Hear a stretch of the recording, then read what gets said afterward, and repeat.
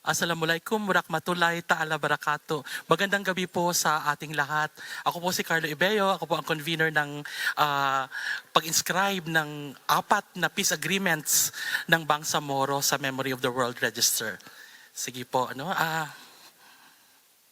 po kaming moderator but we agreed to na mag-share po kami ng aming mga karanasan, our experiences in the more than 1 year journey of the NCCA, in making this historic moment for all of us, because it is such an important for us to be able to inscribe to the Memory of the World Register ng UNESCO these 4 important agreements of the Bangsamoro people and the government of the Philippines. And Arvin, who is also a commissioner of the NCCA, sits at the panel of the Memory of the World Philippines. And perhaps we would like to start by sharing what are the Memory of the World documents that we have already inscribed in the past many years already, Arvin. Thank you, Carlo, and good evening, everyone. And of course, to our colleagues at the NCCA and of course, people here interested in this topic. Basically, it's about the memory of the world. The memory of the world is part of the UNESCO inscription. It talks about how we will inscribe documentary heritage, the importance of documentary heritage, such as paper, visual, audio, digital, because UNESCO recognized its importance in terms of the collective memories of the world. So each country would have their own inscription. And I found out that Germany has the largest inscription so far. And we're so excited. So for the Philippines, this is we welcome this move because we have only inscribed very few of our documentary heritage in the past. For example, Carlo was saying that we did inscribe, for example, our Philippine paleographs. This is our old scripts that we have. This is written by the Mangyan, for example, the Tagbanwa. These are the indigenous peoples. We also have in the international registry the recordings of the people power revolution that was inscribed also, and it's a form of the cassette tapes, and as part of course the people power revolution in 1986. We also have the inscription under the international registry, the Jose Maceda collection. And this is not only involving the Philippines, but Jose Maceda, who is an ethnomusicologist, collected a lot of these recordings and, of course, this music culture of the Philippines and Southeast Asia. And even the time of Manuel Quezon. So I'm just enumerating a few. What is important here is that we are vying again for the next registry, and this time we're pushing for an international registry. We hope that the documents for the peace agreements in Mindanao will be recognized. As maybe for those who would not know, it's around 18% of the Filipinos are Muslim, and usually this is located in the southern part of the Philippines. It's a struggle historically for our peoples. By the way, all of us are from Mindanao. I'm from Davao City, and I, of course, represent our settler communities, and Reden is from Lake Cebu, the indigenous peoples, and Carlo is also from South Cotabato. So we hope that through this registry, it's a long process because we have to provide evidence, and just to quick and be short about it, there are 3 purposes for the memory of the world. One is to preserve the document. That's very important, because if you don't have that evidence, then what are we going to show to the next generation?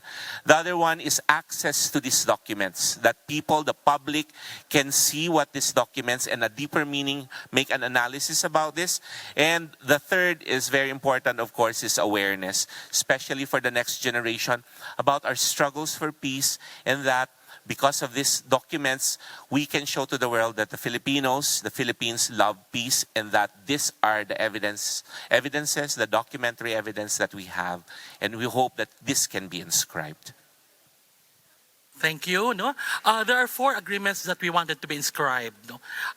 These agreements are written in paper, and at the same time these are agreements on peace that set example for international mediation, even cultural recognition, and regional efforts involving many sectors in Mindanao. No? Not only the leaders amongst the MNLF and the MILF, but women.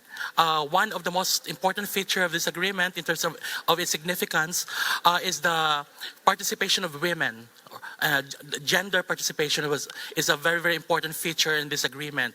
At the same time, this agreement, for example, the Tripoli Agreement, which is very historic because this is an agreement that was first mediated by other countries, such as for Tripoli Agreement, of course, Tripoli in Libya, and in 1986, the final agreement was signed as well in Jakarta. It was with Indonesia. It's the first agreement that was codified, and at the same time, the two agreements, the recent agreements, the framework agreement and the comprehensive agreement laid the foundation for the creation of the Bangsamoro organic law. But we are not inscribing the Bangsamoro because it's a long process. In fact, there's a lot of questions about how this law is being implemented. But we really wanted the four peace agreements to be recognized, to be preserved in the international register, so that it will remind the next generation, even the leaders of the Bangsamoro, even the national government, that we have signed an agreement for the Filipino people in Mindanao, that we should honor, that we should respect, not for today, but just for the next generations of Mindanaoans. I'm from the regional center, and when I was growing up, I've seen a lot of bakwit, no, of evacuees, and we help them, and we don't want that to happen in the next generations. And we are really hoping that all these conflicts, especially on the situations of war, will never happen again. Yes, there are unpeace situations in Mindanao, but it's a different kind of unpeace situations. It has now elevated on a different scale, such as land conflict and other family problems. And perhaps we can ask Reden, no, how is it for the indigenous people? How is the impact of these agreements to Triboli community, to the Blaan community, especially to the Tiduray community, because in the Bangsamoro, the Tiduray in UP is part of the Bangsamoro autonomous region in Muslim Mindanao. Okay. Hayukimal means good afternoon. Kanaknawa means peace to all of you. By the way, I am a pure-blooded Tiboli. I'm a pure indigenous people in the Philippines. So I came from Lake Cebu, the province of South Cotabato. So tonight, I'm wearing my culture, I'm wearing my identity. So what I'm wearing is Tanalak. The design is from the dream of the weavers. So with the question of Sir Carlo, so basically the peace agreement for the Bangsamoro, its aspiration is more for the Moro people in the BARMM. But primarily, it also gives inspiration to the indigenous people. Because there are also indigenous people in the BARMM area. Sir Carlo made mention of Arumanon. He also made mention of Manuvo. So with that, I would like to give to you my notes. So with this, the indigenous people will be recognized with the Bangsamoro region. And it also includes those Bangsamoro people who are living, especially the Arumanan. Not only for recognition, they would also want to hear their voice, the representation of the indigenous people in the peace agreement. Not only that, it also strengthens the rights of the indigenous people to their ancestral domain. So we have to seek and we have to preserve our culture and our identity in terms of including it or inclusion to this peace agreement. So with that, it is very important, it is very significant in our history, not only for the Moro, but it also includes the indigenous people or the indigenous cultural communities. For example, in South Cotabato, we have also the Tuboli, we have also the Blaan. Like me, I am a Tuboli. So with the peace agreement, it's very important to all of us so that there will be inclusivity, and then there will be peace among the different people in different areas of the BARMM. So that would be the significance or the cultural significance even in the part of the history, Sir Carlo. So I'd like to add there that that's the very importance of this is because when you talk about peace, it's been like an elusive thing for Mindanao. Historically, that the southern part of the Philippines, like it was not really as colonized as the northern, the central part of the Philippines. The Muslims or the Moros, when the Spanish came, they were so surprised that there were Moros actually, and we had our kingdom or our sultanate, and it was quite a large area, even covering parts of Malaysia and Brunei. And so, because of this struggle and then the coming of the Americans, there was always a struggle that you are really part of this nation state. And so because of this, there were wars and conflicts. Now, the very important thing about this registry, because I'm not talking about the peace process here, but the document, is that from our analysis, this is going to be part of the international registry. We have a choice in terms of where are we going to register this document for under the memory of the world. Will we register this under the national registry or the regional registry, which is Asia Pacific, or the international? Because of by virtue that other countries are involved, like Libya, Saudi Arabia, Malaysia, in Indonesia, were like arbiters for this peace process. Therefore, it can count as an international registry. And I like to quote during our analysis here that for South Korea, who is the center for all this intangible heritage, they found out that this is one of the longest and the long-lasting efforts made by a country to inscribe peace. So by doing so, we would like to show to the world that despite our differences, our clamor for diversity, that we have this document to show that there can be peace. So in each document, Carlo was mentioning about 4 documents. The first is the 1976 Tripoli Agreement. That's the hallmark agreement wherein the Moro National Liberation Front with the Philippine government agreed that there will be autonomy for the Muslim peoples. Autonomy means the right to self-governance, the right to religion, the right to their own expressions. But then, of course, clashes went, and they had to again renew all these peace processes. And therefore, the other 3 successive documents talk about ways to crystallize this and how it's going to be really formed. So ending with the last document, which is of course the document that is the basis for now our Bangsamoro autonomous region of Muslim Mindanao. So with this autonomy, we hope that we can show to the world that yes, there is this document for peace, but it is filled with a lot of challenges. Perhaps before we go into the challenges, so there are 4, because we're only given 30 minutes for this. The significance is historical, because it traces our roots way back, even before even the Spanish colonial period. So that's one. Second is the social significance, the importance of how it binds people together. We know that in this part, even for Frankfurt Book Festival, that we have a lot of issues about Palestine, about Israel. It talks about peace. I think this is very timely that we're talking about this. The social significance is very important. The recognition of one's rights and identity within a nation state. There's also, of course, the spiritual significance that Carlo was mentioning about.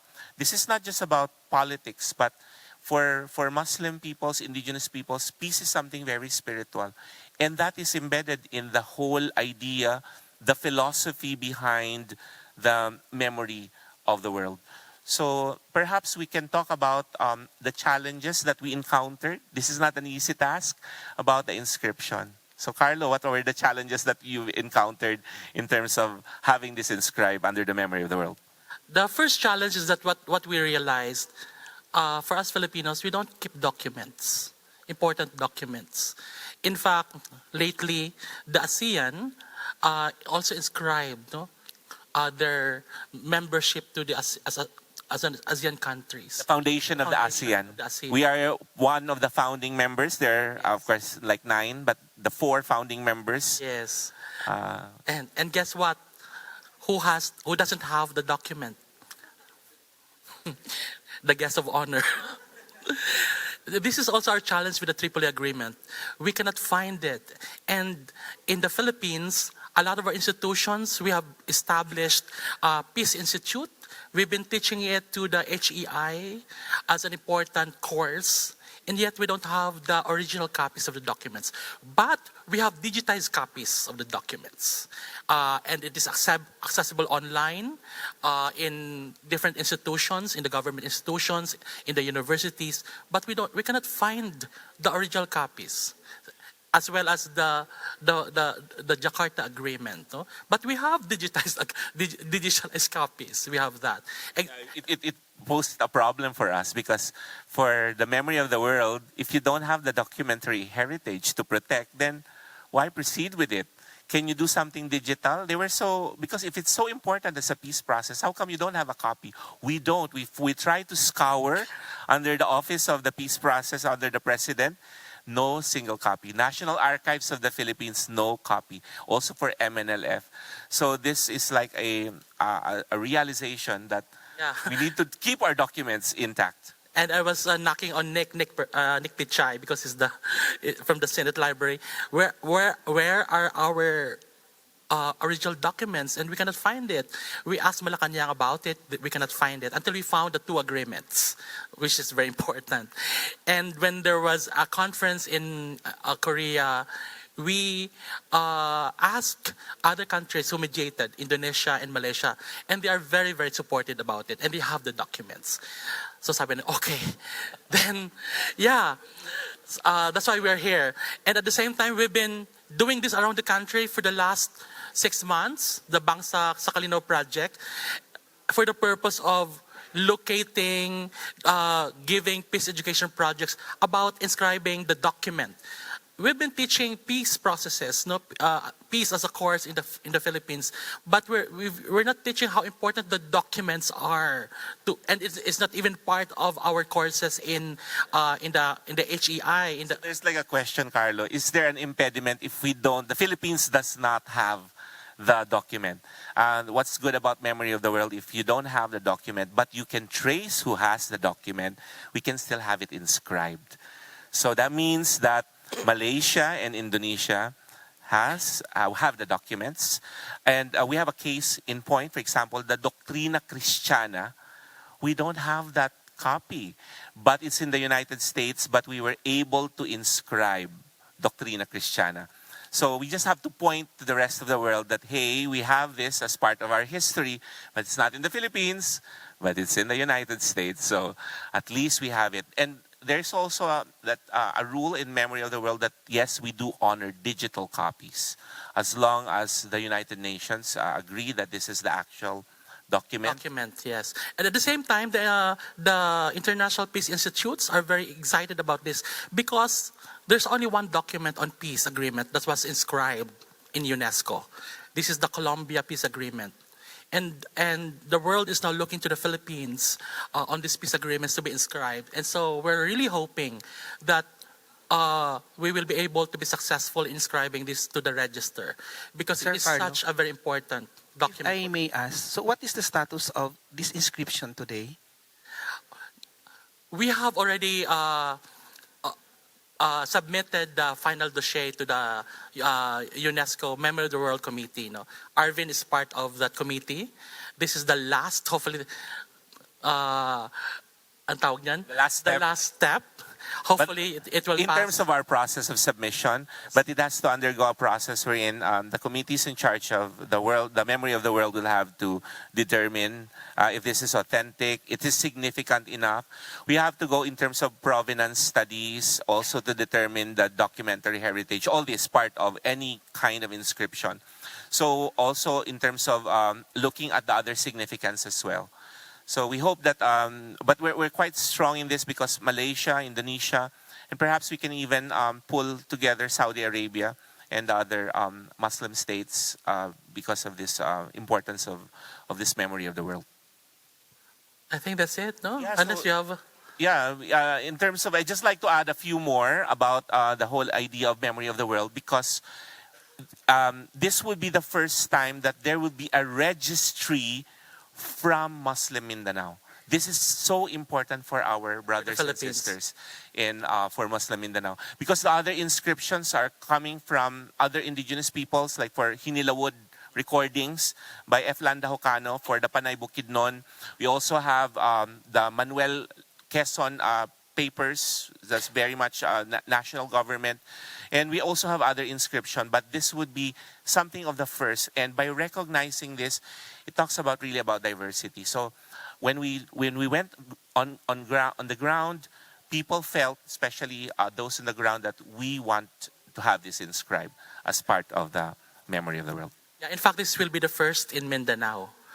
We have actually inscribed not on as a member of the world, but as an intangible cultural heritage, yung darangan of the Maranao people. So we were able to inscribe that not in the memory of the world, but as an ICH, no, as an intangible cultural heritage for humanity. That's a different one, and this will be the first one, and hopefully it will be inscribed, and we will be the second in the world in terms of keeping peace. And moving forward to preserve peace somehow in the Philippines. You know, Carlo, we have been talking and talking. Thank you. Maybe we'd like to give the floor to Reden, because it's really not just about the inscription or the document, but what is really the impact when there is really peace? I mean, in the truest sense, that's in the truest sense. So what is really the impact? And I think Reden would be the best one to close this session for this evening. Thank you very much, Sir Arvin. So with this, so we end up with a song. This is a Tiboli song called Lamlunay. Lamlunay means peace and paradise. If there is peace, there is always a paradise.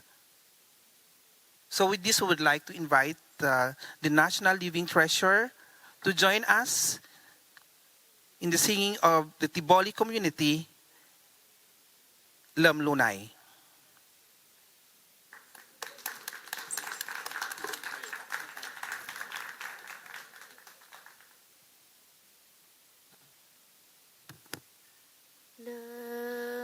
Lunay gono sa tifunalam,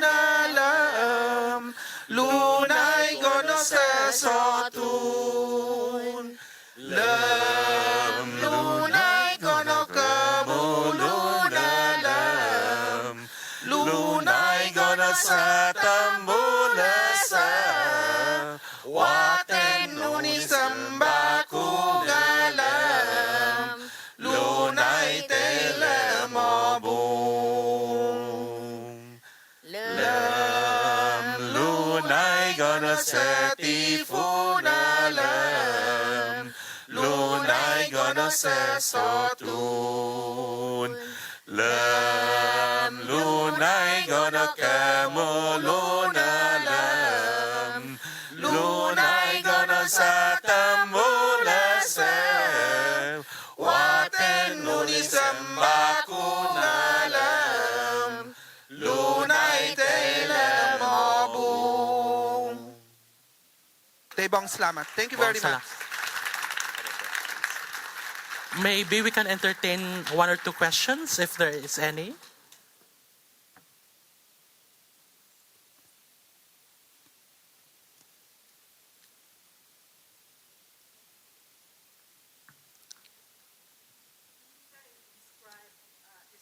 Physical. When you say inscribe, it's better. When you say inscribe, does that mean like there's like a museum or somewhere where this thing lives? And how will you tell the Philippines how important this moment is? Inscription, according to UNESCO's definition, is a recognition. That means it is now part of the registry. It's similar to other inscriptions by UNESCO, such as the Intangible Cultural Heritage of Humanity, World Heritage Sites. So in some places where if there's a physical space where the document is found, therefore you can have a plaque showing that this is where the document is. But in some it's really just an inscription that it points out that that for the Philippines we have these several inscriptions. So it doesn't have to go to a government agency. So for example, the Hinilawod recordings are with F. Landa Hocano. So it could be private in terms of the collection, or it could also be public. It depends on where the documentary heritage is. For the writings of Manuel L. Quezon, is being kept and exhibited in the National Library. Our commitment for this agreements is that the Bangsamoro has committed to how do you call this? Pass this or give this to the National Archives. That is our commitment to ensure accessibility of these documents. So that is the commitment of the Bangsamoro. It's like the lesson that we've learned also, that it's so difficult to have this. So it can also go, it can open doors, actually, the implication for other documentary heritage of the Philippines. So if, for example, for Germany, they have inscribed the Bible, the Gutenberg, and that is a long time ago. So perhaps we have other documentary heritage coming up, and so it's time for us Filipinos, and timely for a Frankfurt Book Festival, that all of these documents are literary.